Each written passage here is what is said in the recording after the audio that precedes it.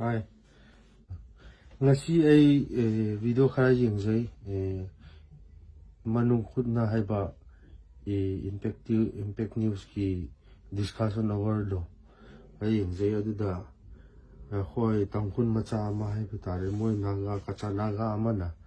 kuki sing se refugee ni Burma dagi kari dagi lakpani haiba matang se ay nok ning ay tasingna moi naga singse kadai lakpano kamaina horakpano haibagi evolution khara uttarake diagram si yang biyo mayam si moi gi forefather ne naga singi sumto dina moi se smaina olakpane si matang sida kamaina moi singse naga oidono haibado khara thamjagi ko moi Southeast Asia da kamaina jump tawrakpano kamaina chongrakpano haibudo China dagi nadaga Thailand Philippines gumsa moi mafam se chongtuna yong gum si moi gi forefather se sum chongtana lakpasida Manipur sida thungakpani Manipur se thungrakpani ma se sum chongduna aduda kamai to we heba kanjida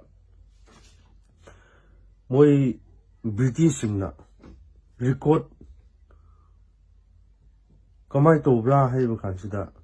moi British ki Scott heba haisera mayang macha singonda hangi hai aduda moi se kanano hairuba kanjida sigi type ta sigi style da leirambani aduda mayang macha duna moi se nanga ne hai nanga hai bisi kaino kari meaning karino nanga hai bisi di hindi ki dialect ni aduda nanga ji naked hai ba moi se naked da leiramba ko adugi moina adu British nupa duna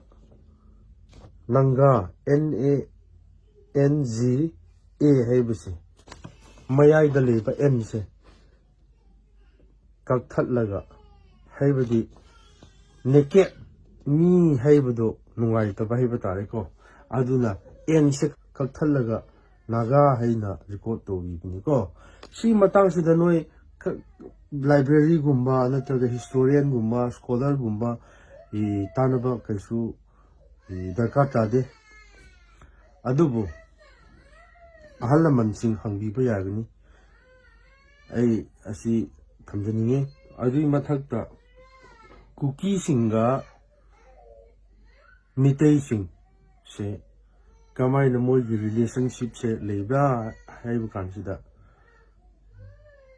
proof amta pizage ko ai isamak scholar sinate kai sinat sade adubu masigi matang sida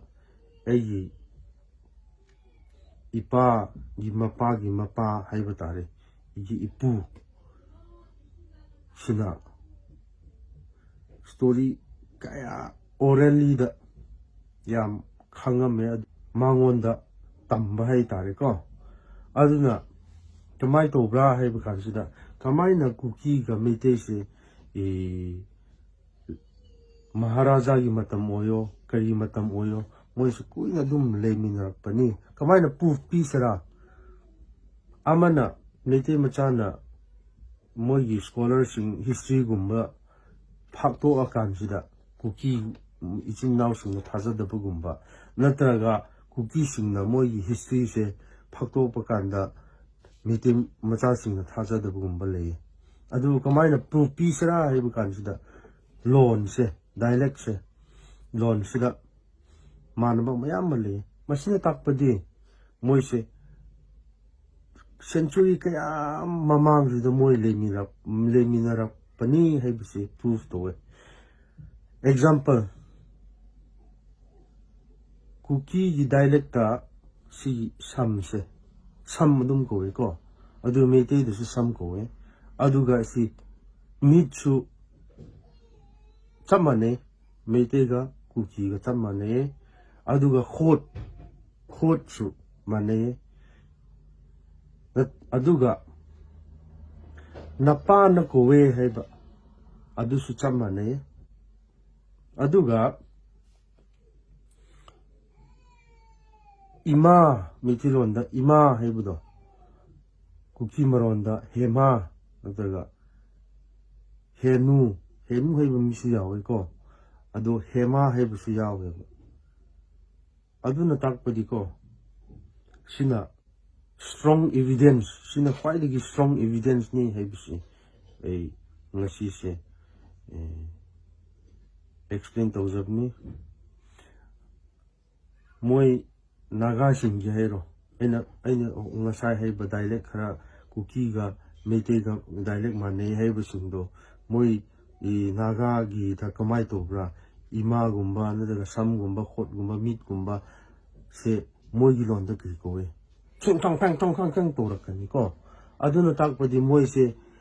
yong gum na aina ngasai utjaba yong gumba ne moi gi maron se khangdo su khangdo meite ne su khangde kuki ne su khangde moi gi maron sidi gyan nyan ta de si wari aina ri buse ichini now naga sing aigwanda sauning busu yawgani funing busu yawgani adubu noigi ahal laman sing